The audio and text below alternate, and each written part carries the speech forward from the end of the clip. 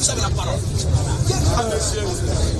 Ma question, c'est que je connais le pasteur Gédéon depuis Abidjan, au plateau à la Sorbonne. Je l'ai vu plusieurs fois prêcher. Puisque moi je suis à Boaké, ça fait seulement que 3 ans. Et dans ses prêches, moi je l'ai entendu dire, pas qu'on m'a dit, moi je l'ai entendu dire tout le temps que le prophète du temps de la fin, qui avait la parole de Dieu, qui nous orientait vers la vérité, c'était le prophète William Marion Branham. C'est ce que le pasteur Gédéon enseignait au plateau tout le temps pendant des années. Et aujourd'hui, je l'entends dire le contraire. Et moi, ça me surprend, ça me désole. Mais, on ne sait jamais. Je suis venu donc lui demander, en présence du peuple de Dieu et de l'opinion publique, qu'est-ce qui a fait qu'il a changé de parole?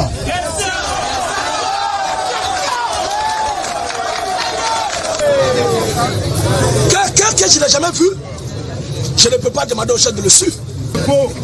Un jour, les Brahmis sont venus au plateau pour faire débat avec moi sur l'affaire de Branham.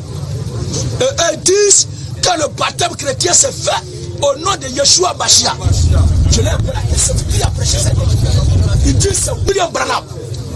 Et que c'est William Branham que Dieu a envoyé pour nous sauver à cette heure. Je dis ça tombe bien. Comme c'est quelqu'un qui a existé, assurément, il a les écrits. Envoyez-moi le document dans lequel il a dit qu'il faut baptiser au nom de Yeshua Mashiach. Cette vidéo-là, ça fait juste le découpage que les gens ont fait, que toi tu as écouté petitement là. Fais juste, s'il vous plaît, fais juste 5 secondes. C'est ceux qui ne sont pas intelligents que ça va prendre. C'est ça. Ils ont enlevé la partie où j'ai dit si William.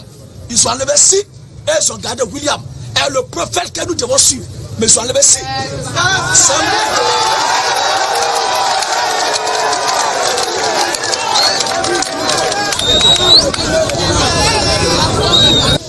Je leur ai demandé d'envoyer la brochure où Branham a dit de prêcher et baptiser au nom de Yeshua Hamashiach. Moi, je pensais que les Brahmis étaient des chrétiens. Vous comprenez? Je pensais que les Brahmis étaient des chrétiens. Et que tout ce que Branham a prêché était la vérité de Dieu. Mais quand je lis ces documents et je ramène ça à la Bible, je constate qu'il y a des choses qu'il a développées. Je ne sais pas si c'est lui. Parce que ça serait très méchant de ma part de l'accuser. Puisque je ne l'ai pas vu, pour lui poser les questions. Pour demander si ces documents-là, c'est toi vraiment qui as écrit ça. Je vois qu'il y a des choses qui sont écrites dans les documents qu'on lui attribue, qui vont à la cause de la Bible. Donc je ne peux pas demander aux gens de le suivre. Je demande toujours aux gens de ramener tout à la Bible. Si quelqu'un prêche une doctrine qui n'est pas dans la Bible, écartez ça. C'est ce qu'il a toujours dit. C'est au cours d'un débat avec les Brahmis qui parlent de Yeshua Mashiach que j'ai pris leurs documents pour les confondre. Et tout à l'heure où je suis là, je suis prêt à refaire la même chose. Si un Brahmis vient pour dire Branham a dit que, moi je ne vais pas lui jeter la pierre. Parce qu'il faut vérifier d'abord ce que quelqu'un dit avant d'accepter ou de condamner. Si quelqu'un dit Branham a dit, je dis fais-moi voir où Branham a dit. Si cela n'est pas conforme à la Bible, j'attaque ça. Et à l'époque même, mais pourquoi tu dis pas que je dis un musulman? Parce que je faisais débat aussi à les musulmans. Et je prends le Coran pour lire. Pourquoi tu dis pas aussi que je vois Jésus prêcher l'islam, aujourd'hui il ne prêche pas l'islam? C'est la même chose. Quand un Brahmis vient, je prends le document de Branham pour faire débat avec eux. Cependant, je ne peux pas exhorter les gens à suivre quelqu'un qui est mort. C'est pas vrai. L'évangile, c'est pour ceux qui sont vivants. Amen. Lui, à son temps, il a parlé là. Ce qu'il a dit, ça engage que lui est Dieu. Où je suis là, c'est ce qui me convainc de la Bible qu'il doit prêcher. Amen. Je ne suis pas responsable ni gage de ce que Branham a dit. Je vais commencer sur Exode 22, parce que c'est le goûter de la femme. Abat le goûter de la femme. Lecture. Exode 22, verset 16.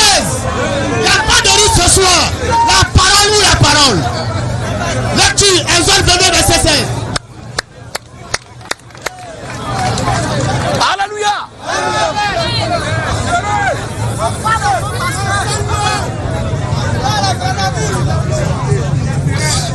Alléluia.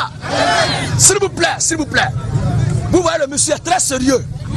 Donc on a besoin du silence pour voir ce qui le brûle. Maintenant, comme il parle d'Exode 22, le verset 16, on va aller. Mais je veux le silence, le calme. Lisons le passage. Exode 22, 16. Si un homme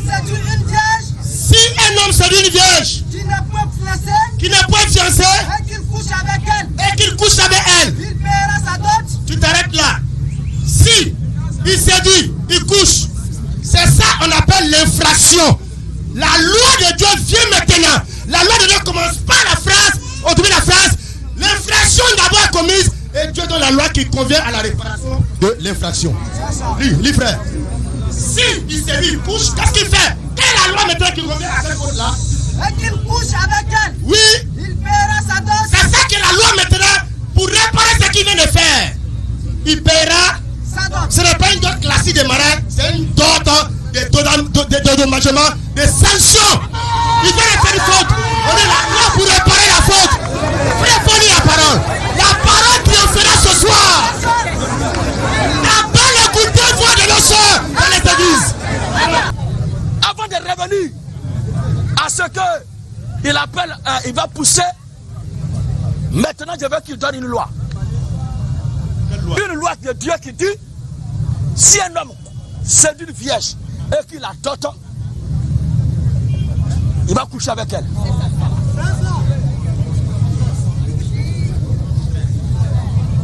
Ok, j'ai la parole. On va lire Deutéronome 22, verset 13. Nous allons voir quelque chose qui est important. Pour bien comprendre Deutéronome 22, 16, il y a le lieu qui est très important parce que les choses se passent à la maison familiale. Les deux ne couchent pas à l'hôtel pour aller voir les parents. Les parents sont les témoins. Deutéronome 22, 13. S'il vous plaît. Celui qui boit au maquis, s'il vous plaît, écoutez bien. Celui qui boit au maquis et qui est saoulé, et celui qui boit à la maison et qui est saoulé. Entre les deux là, qui est saoulé? Le débat là n'était pas si c'était à l'hôtel ou de la cour parentale qu'on devait coucher avec la femme d'abord. Mais le débat de fond là était de savoir entre la dot et l'acte sexuel, entre l'officialisation et l'acte sexuel, entre l'acte sexuel et la célébration, qu'est-ce qui vient premièrement? Alléluia. Le frère maintenant nous dit que le goûter voilà, c'est chez le papa. Si on suit bien maintenant, le frère, il dit ouvertement que le goûter voilà, c'est chez le papa de la fille. Moi je dis, je n'ai jamais été contre ça. Et c'est ce qu'il a toujours dit. Et hier encore, c'est ce qu'il a dit. Même le lundi encore, c'est ce qu'il a dit. Et aujourd'hui encore, je réitère. Pourquoi me disputer avec lui sur les choses sur lesquelles nous deux nous sommes d'accord? Le combat là pouvait avoir lieu si je lui avais dit qu'il faut coucher avec la femme à l'hôtel, ou bien dans maquis, ou bien sous un arbre. Je n'ai pas, ou bien dans un salon de coiffure. Je vois des gens qui veulent faire non, même Makoso va faire débat avec quelqu'un. Un homme qui mange, moi d'aller partager ma gloire. Restez dans les rues pour prêcher, restez dans les rues pour crier, comme des moutons et des sauvages, à bas. Nous on avance. Le monde est en train d'avancer. Le monde est en train d'être saisi. Vous devez rester à Abidjan, dans des quartiers précaires où vous ne pouvez même pas rassembler 200 personnes en train de parler. Cherchez pas à réussir. Cherchez pas à le construire maison pour vos mamans ou vos papas. Vous allez ressacrer, il révèle un peu la marmaille. Voilà. Mais regardez ici. Vous savez Abraham, qui est dans la Bible, qui avait beaucoup d'argent, mais qui était marmailleur. Et je vais vous expliquer pourquoi Abraham était marmailleur. Comment Abraham a fait pour avoir sa richesse? Abraham a utilisé l'art de la marmaille qu'on appelle la stratégie, la manière. Vous êtes des moutons, vous êtes des calamars, vous ne connaissez pas ça. Il y a des gens qui ont le vol dans leur sang. Ce sont des voleurs de nature.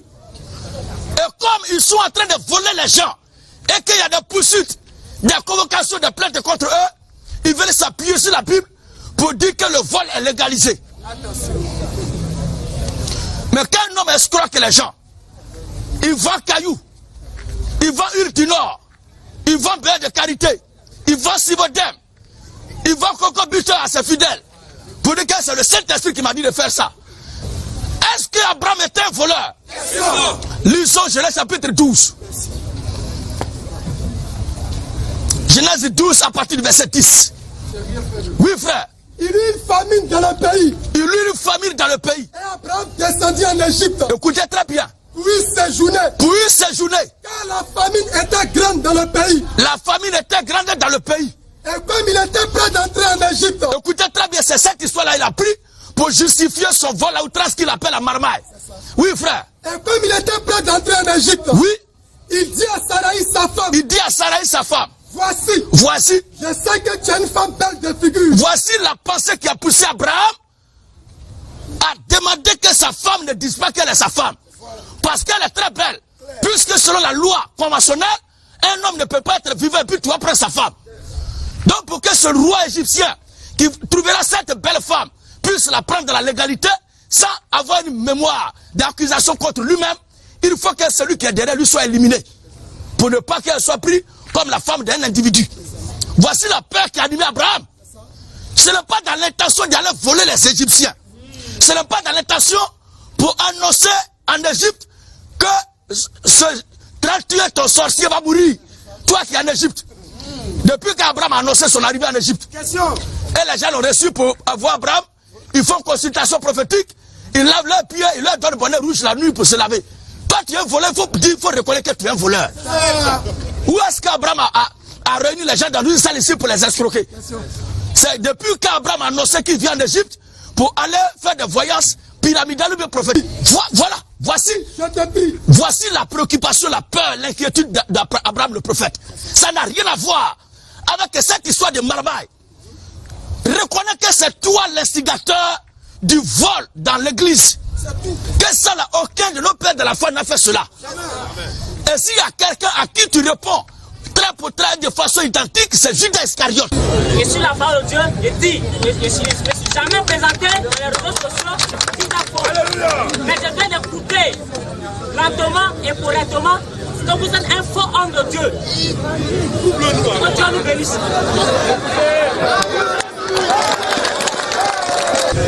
Il est écrit dans le livre de Docteur que ces gens de personnes viendront.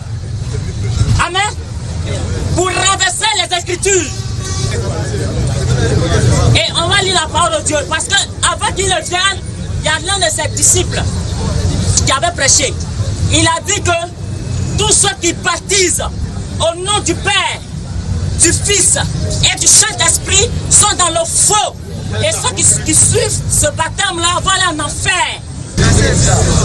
Les 11 disciples allaient en Galilée, sur la montagne que Jésus là avait désignée. Quand ils le virent, ils se présentèrent devant lui. Mais quelques-uns eurent des doutes. Jésus s'étant approché, leur parla ainsi. Tout pouvoir m'a été donné dans le ciel et sur la terre. Allez faire de toutes les nations des disciples, les baptisant au nom du Père, du Fils et du Saint-Esprit. Vrai ou faux? Acclamez le Seigneur. Donc c'est un faux pasteur. Maintenant je vais expliquer quelque chose que tu ne comprends pas. Dieu nous bénisse. Parce qu'il a dit, ce disciple-là, il vient de dire que le baptême qui est accepté sur la Bible, c'est de baptiser au nom de Jésus. Ouais, c'est ce qu'il a dit. Mais je vais lui dire quelque chose, parce qu'il n'a pas encore compris quelque chose. Et Jésus est égal au Père. Jésus est égal au Fils. Et Jésus est égal au Saint-Esprit. Dieu, c'est en Trinité. Donc c'est les trois là. Si tu dis Jésus, tu as baptisé quelqu'un au nom de Jésus, c'est de la vérité, frère. Si tu as baptisé quelqu'un au nom du Fils, du Saint-Esprit, et au nom du Père, du Fils, du Saint-Esprit, tu es dans la vérité. C'est pas faux. C'est vrai, mais c'est faux. J'aime ma terre. Il faut ce qu'il fait là pour aider beaucoup à comprendre. Parce que d'autant que vous êtes là, il y a plein qui ont été baptisés au nom du Père, Fils, Saint-Esprit. Sa réaction là, pour moi, elle est légitime. Et il n'est pas responsable de ce qu'il est en train de dire. C'est ce qu'on lui a appris qu'il est en train de dire. Je ne l'en veux pas. Non, non. Il est en train de... Tu sais ce que tu vas faire? Tu sais ce que tu vas faire? Laisse-le faire. Tu sais ce que tu vas faire? Quand ton temps d'intervenir va arriver là, le test dont tu as besoin, même si tu n'as pas ça exactement en tête, il faut paraphraser, nous on va t'aider à trouver. Parce que je sais que tu as un problème, moi je vais t'aider pour ça. Je ne te vois pas en ennemi. Donc, alléluia. Donc je veux que tu sois concentré pour écouter. Laissez-moi C'est finir. mon temps d'intervention pour te montrer pourquoi il dit que le baptême se fait au nom du Seigneur Jésus-Christ. Bon, au temps ancien, on l'appelait Seigneur. Donc pour toi, Le nom du Seigneur, il s'est révélé à Moïse. donc pour toi, Il dit à Jésus, c'est bon. écoutez, je Donc viens. pour toi, Seigneur a ses noms. Ouais, c'est le nom que Dieu lui s'est donné. Ok, Acte chapitre 9. Le Seigneur que Dieu lui s'est donné. Attends. Ce n'est pas encore fini. Non, attends. On va détruire ça d'abord. Il a dit Seigneur, c'est un nom du Seigneur. C'est un nom de Dieu. C'est un nom du Père. Seigneur, c'est un nom du Père. Mais le Seigneur, lui, il sait que Seigneur là n'est pas son nom. Voici sa réponse. Acte 9, 1 à 5. C'est pour tout cela nous on parle, on dit que le baptême se fait au nom du Seigneur Jésus-Christ. Oui.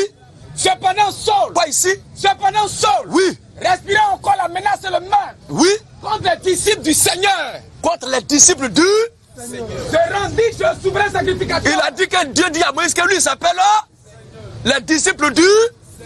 Donc il n'a pas changé, on va voir. Comme il était en chemin Comme Seigneur là, si c'était le nom, on va voir. Comme il était en chemin, et qu'il approchait de Damas, qu'il approchait de Damas, tout à coup, une lumière venant du ciel une lumière venant du ciel resplendit autour de lui. resplendit autour de Il lui. tomba par terre Il tomba par terre. et il entendit une voix qui lui disait: La voix lui disait quoi? Saul, Saul, Saul, Saul. pourquoi me persécutes-tu? La question, Il répondit: il répondit, Qui es-tu, Seigneur?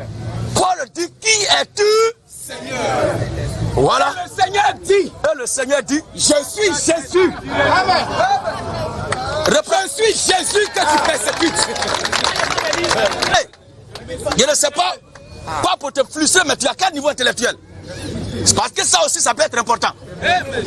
Parce que quand on dit que c'est le Seigneur des armées, il est le Seigneur des guerres, il est le Seigneur du football. Diego Maradona, il est mort tout récemment. On dit c'est le Dieu du foot. Vous comprenez? Ou bien Cristiano, on dit c'est le Dieu du foot. Mais c'est pas son nom. Quand on dit c'est un Seigneur de guerre, ça ne veut pas dire que c'est son nom, mais le Seigneur de guerre apporte un nom. Quel est son nom?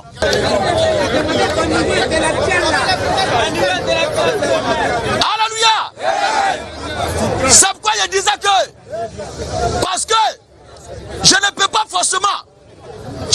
forcément accorder le degré spirituel d'un homme à son niveau intellectuel. Mais un homme qui n'a pas un bon niveau et qui n'a pas le Saint-Esprit, mais c'est un danger ambulant. Parce que non seulement tu n'as pas un bon niveau comme les Simon-Pierre, et qui ont reçu la puissance du Saint-Esprit, qui leur permettait de parler librement des choses de Dieu sans mêler la confusion dedans. Non seulement toi, tu n'as pas un bon niveau, mais tu n'as pas le Saint-Esprit. Maintenant, on ne va pas s'entendre. Parce qu'il me semble que tu ne sais même pas ce que signifie un Seigneur. Et c'est maintenant que tu viens d'apprendre ça. Notre objectif là, quand nous vient travailler là, on vient évangéliser, ce n'est pas pour chercher fidèle, hein, mais c'est de veiller l'esprit du maximum de ceux qui ont été abobinés dans les religions pour qu'ils résistent à vos conneries, vos rêveries, vous racontez là. En sorte que quand vous allez parler, ils vont demander c'est écrit où. Regardez très bien. Et ce sont des temps d'esprit qui conduisent des communautés de fidèles. Et qu'est-ce qu'on dit? C'est un homme de Dieu. S'il vous plaît. Je ne suis pas contre les contradicteurs. Mais je veux que les contradicteurs viennent avec les preuves. Je vois bien que ça, c'est le livre de son père spirituel. Il s'appelle Sobel Agodjo. Et il le connaît très bien. Il dit, c'est le fils qui connaît mieux son père que les autres. Donc au moins ton père t'a dit quelque chose. On va voir sa biographie. Il dit conversion et appel. C'est toi qui nous dit, c'est pas ton père spirituel, t'as dit c'est quoi le message. Voilà. En février 1985, le natif de Djabel rencontre le message de l'illustre serviteur de Dieu, William Maro Branham, et s'est converti. Puis il s'est converti au message de mais bien. Non, monsieur, c'est pas pour que tu bavades que tu es là. Hein? Attendez. C'est un débat. Monsieur, je vous écoute. Ça veut dire simplement, la question que j'ai posée, c'est quoi le message là? Tu n'as pas de réponse pour moi. Si ce n'est l'extrait de ce que mon père a écrit là.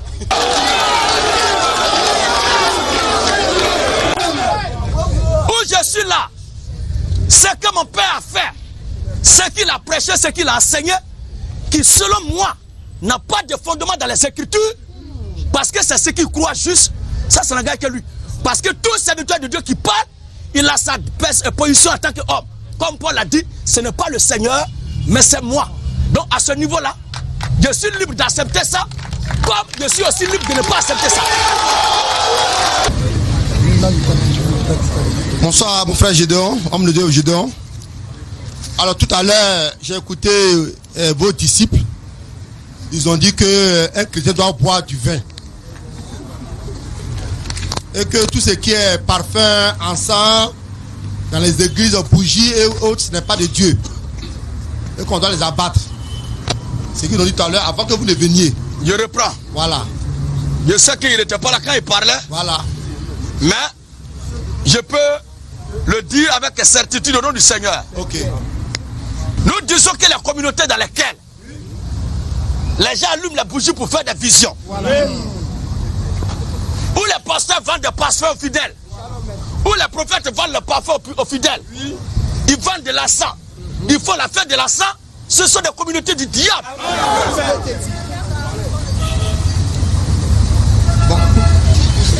Bon, moi, il n'était pas là, mais je sais que c'est ce qu'on a toujours appris de notre père. Qu'on récite ensemble. Non, c'est pas la même version. Ils ont dit que là où il y a l'encens, il y a la bougie, ils n'ont pas dit vendre. Hein. Ils ont dit là où ça est. Où on trouve cela là, ce n'est pas du Dieu, c'est ce qu'ils ont dit. Donc là où il y a parfum, là où il y a encens, où il y a bougie, ces gens d'endroits là, ce n'est pas de Dieu. Ils n'ont pas dit là où on vend, ils ont dit là où ça est. Même si c'est ce que tu dis là même qu'ils ont dit. Voilà, d'accord. C'est-à-dire tous ceux qui pratiquent ces choses-là sont des ouvriers de Satan. Parce que, je prends un exemple. Hein. Si à la naissance de Jésus, les anges ont chanté, et puis on veut ériger ça en doctrine. Voilà. On veut ériger ça en doctrine. Pour que quand un enfant naît, les anges vont chanter, on doit enseigner ça, ça devient un danger. Quand Dieu dit à Moïse, le lieu sur lequel tu te tiens est une terre sainte, il faut enlever chaussures. Dieu n'a pas dit, va dire au peuple d'enlever chaussures. Voilà. Vous comprenez? Quand la Bible dit qu'Abraham a pris sa soeur pour la prendre pour femme, ce n'est pas une loi pour dire que chacun doit marier sa propre soeur. Voilà. Bien au contraire, la loi de Dieu dit, tu ne dois pas marier ta propre soeur. La loi de Dieu est claire à ce sujet. La loi de Dieu dit, tu ne dois pas marier ta propre soeur. Donc on ne peut pas voir un acte qui a été posé par un serviteur de Dieu inspiré et ériger ça en doctrine alors que ça n'a pas été des recommandations. Il y a ce qui est loi et il y a ce qui est action individuelle que les gens ont posée.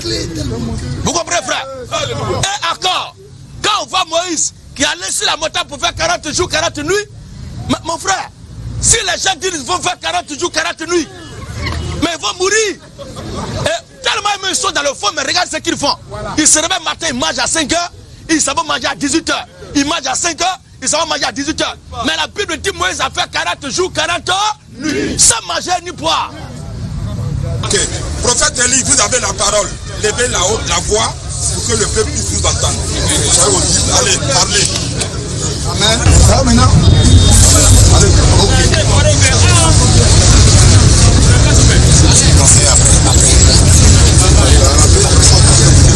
voilà. Je jeûnais 7 jours. C'est normal qu'il puisse rire. Parce qu'on ne se connaît pas. Je jeûnais 7 jours secs, sans boire, sans manger. Et le premier jour de mon jeûne, je ne peux pas de Gédéon. Je ne comprenais rien du tout. J'avais un programme de prière de guérison. Il me parle de Gédéon et il me dit je t'envoie vers Gédéon. Il me Seigneur, je suis dans mon jeûne le programme, il dit Gédéon. C'est qu'il a fait ça. Il dit moi il t'envoie vers Gédéon. Donc Gédéon, je ne suis pas là en tant qu'ennemi. Je ne suis pas là en tant qu'opposant. Je ne suis pas là en tant que un homme qui vient affronter Gédéon. Non frère, Dieu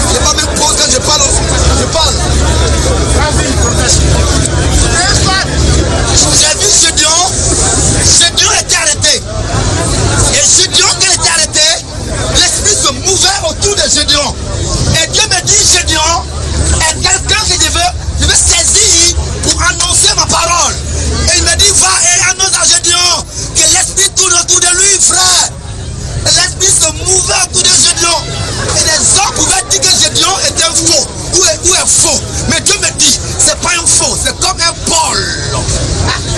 Alléluia. Il me dit pas. Viens Gédéon. Je veux entrer en lui. L'esprit veut entrer en lui. Le gars se mouvait. Je vois un vent qui planait autour de Gédéon. Et Gédéon a l'art du parler. Il a en lui la parole. Mais Gédéon, Dieu me dit de te dire, tu es son fils, tu es son pasteur. Il te connaît, il te voit, mais te dit de te dire, puis tes messages. Il faut. Amen.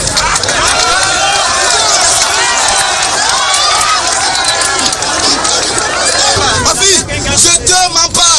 Je me dis, je te j'arrive. Je dis, t'as peur de quoi? Je dis, attends, non, je dis, non,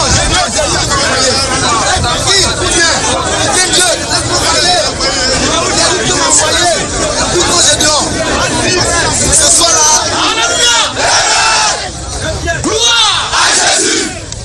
Adoration à Jésus. La domination à Jésus. Abat le prophète de Baal. S'il vous plaît, je vais vous dire ce qui se passe. Je vais vous dire ce qui se passe. Il y avait dans les Écritures des cas comme ça. Ce que le monsieur a dit sur les réseaux sociaux, le défi qu'il a lancé, c'est pas celui-là. Tous ceux qui écoutaient ce qu'il a dit, ils sont vivants. Les témoins sont là. Voilà. Mais la vérité. Attends d'abord. Attends, je vais te donner ce qui arrive. Ce que je disais, et ce que j'ai toujours dit, c'est que le défi qui est lancé seul dans une salle, moi je n'ai pas rassemblé ce peuple-là. Je ne te laisserai pas faire des incantations sur un auditeur de mon public ici. Je ne vais pas te laisser. Qui ne sait pas que tu as un faux esprit en toi. Pour ce passage. Alléluia. Il vient m'endormir pour que son faux esprit-là prenne le contrôle sur l'auditoire. Abat les faux prophètes. Abat les esprits pitons. Abat les prophètes de Baal. Écoutez ce passage. Prophète 16, le verset 7. Prophète 16, le verset 7. Vous voyez ce qui lui est arrivé? C'est que les défis, c'est ce que vous dites toujours là. Les défis lancés seuls dans les salles, il n'y a pas de réplique. Il est venu il y a longtemps l'arrêter. Mais il y a quelque chose qui est fort. Il y a quelque chose de plus puissant que lui-même. Qui le contraire à vouloir se faire mon allié. Et voici la preuve que l'Écriture dit. Prophète 16, le verset 7. Il est écrit. Quand l'Éternel approuve la voix d'un homme. Quand l'Éternel approuve la voix d'un homme. Il dispose favorablement à son égard. Il dispose favorablement à son égard. Même ses ennemis. Même ses ennemis.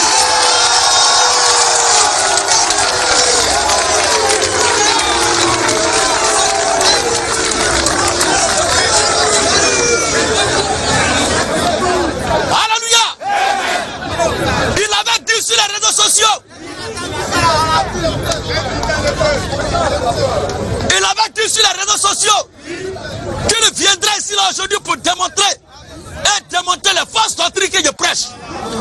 Maintenant qu'il est venu, s'il vous plaît, maintenant qu'il est venu, mais moi je dis, je sais très bien que l'Esprit du Seigneur,